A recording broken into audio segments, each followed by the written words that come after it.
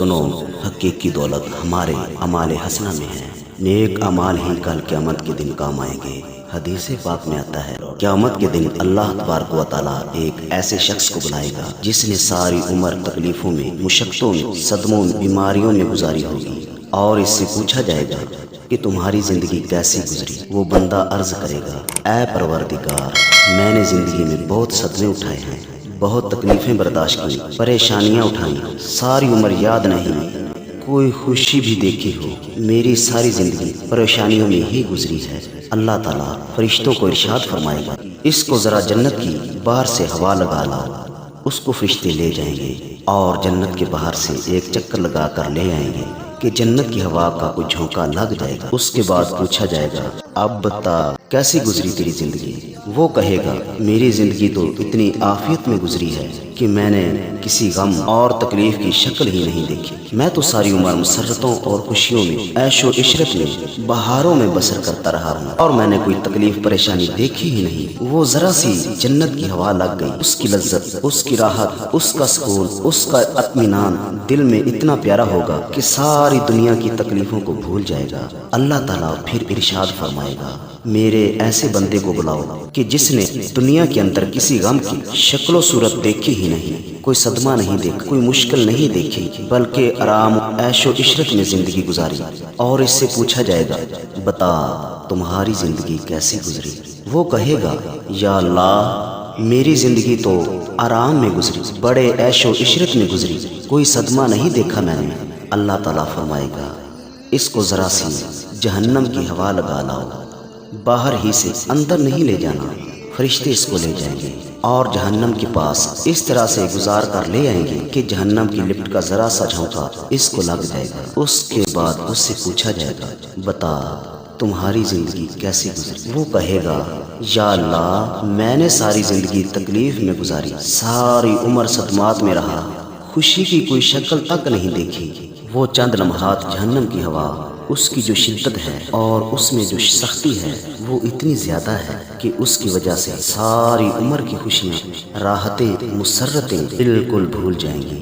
یہ جنت اور جہنم کی راحت اور شدت کا حال ہے کہ اس کے مقابلے میں ہم دنیا کو بھول جائیں گے۔ ہم اس دنیا کے بے حقیقت مال و متاع کے لیے آخرت کی زندگی کو درست کرنے کی فکر نہیں کر رہے۔ صبح شام تک، شام سے لے کر صبح تک دنیا کا مال جمع کرنے کی فکر ہے۔ ایتھے کسے نہیں سجنا بہ رہنا، آخر اس جہان تو جاونا ہے۔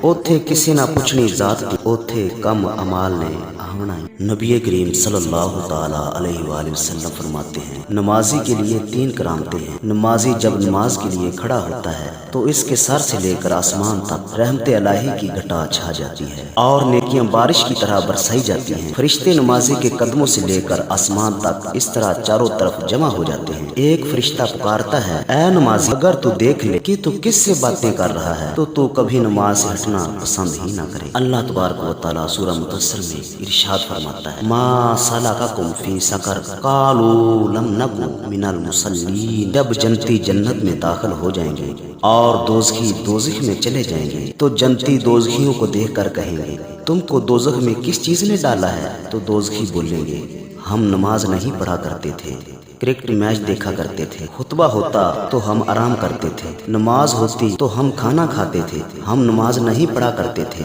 معلوم ہوا جو نماز نہیں پڑھے گا وہ جہنم میں جائے گا۔ اگر کوئی نماز فوت کر لے، پھر قضا کر بھی لے، تب بھی اللہ تعالیٰ اس کے لیے ویل فرماتا ہے، فویل للمصلین الذین هم عن صلاتهم ساہون۔ ویل ہے ان لوگوں کے لیے جو اپنی نماز سے بے خبر ہیں، وقت گزار کر پڑھتے ہیں۔ ویل جہنم کی ایک وادی ہے جس کی سختی سے جہنم بھی پناہ مانگتی ہے، اس کا نام ویل ہے۔ قصدن نماز قضا کرنے والے اس کے مستحق ہیں۔ دعا ہے اللہ تبارک و تعالی ہمیں 5 وقت کی نمازیں باجماعت تکبیر اولیٰ کے ساتھ ادا کرنے کی توفیق عطا فرمائے۔ نہ کوئی عاشق سے کام ہوگا،